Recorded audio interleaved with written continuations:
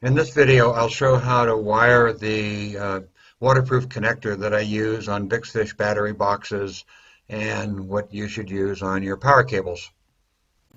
This is what the cable is supposed to look like after you've cut the two wires back. This is not a Garmin cable, it's something else, and so the wires will be a little different. These are a little heavier.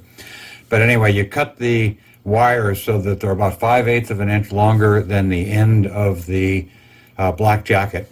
And then the other two wires are for data communication. You cut those off flush with the jacket. So you're just left with these two wires, and then you strip those, I don't know, 3/16 of an inch or so, about what I'm showing here. This is the connector you're going to put on, and this is the mating connector that's actually on the box. They go together with this white tab.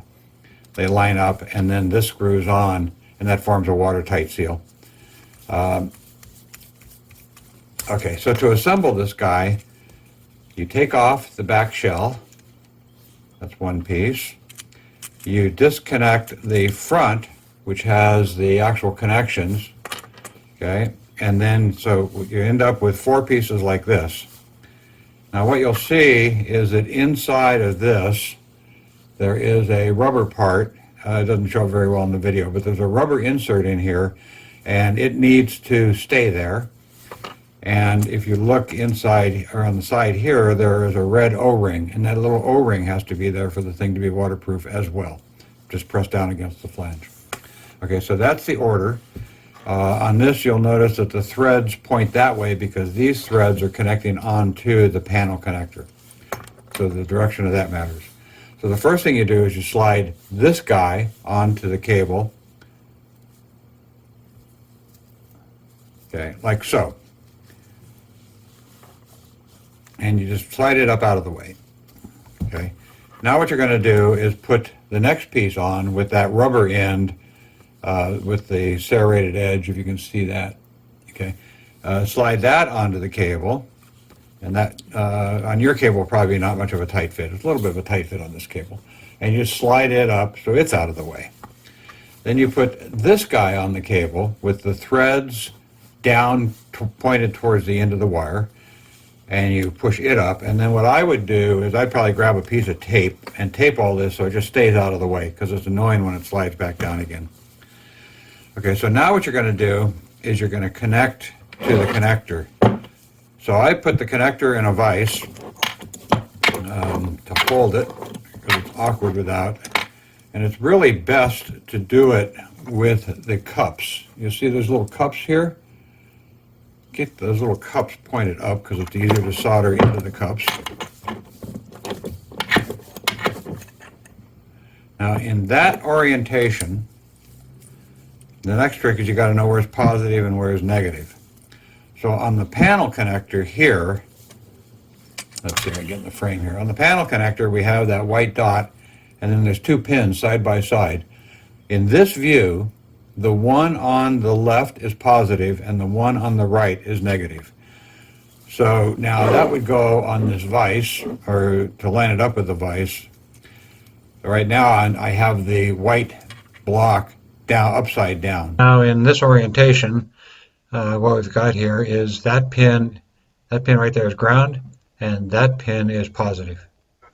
So now wiring finally after that is easy. You would tin this, tin that, and then heat this up so the solder remelts, and slide that in and solder that one, and then you would do the same thing on the other side to solder the black side.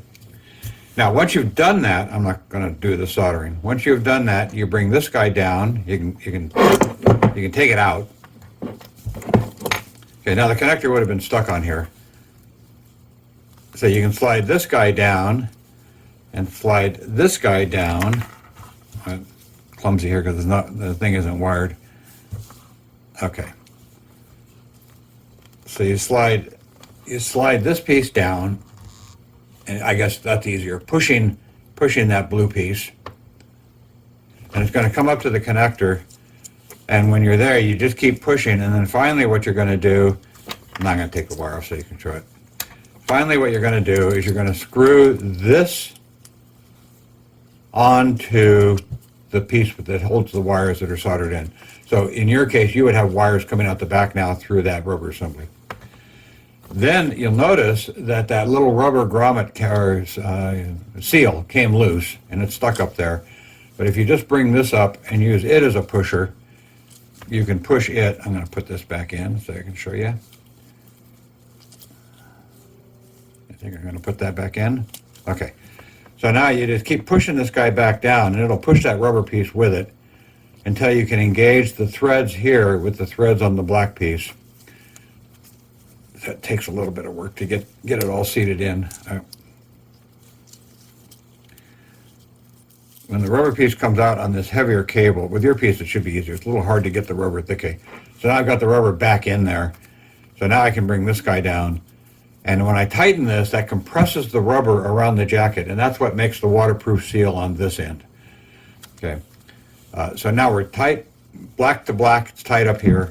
Blue to black is tight back here, and it's just hand tight. It doesn't have to be super tight. And the red rubber grommet is still in place, the sealing ring. And so now when you plug into your box, you just line up the tabs and screw that down, and that completes the waterproof seal. So that's how you do the wiring.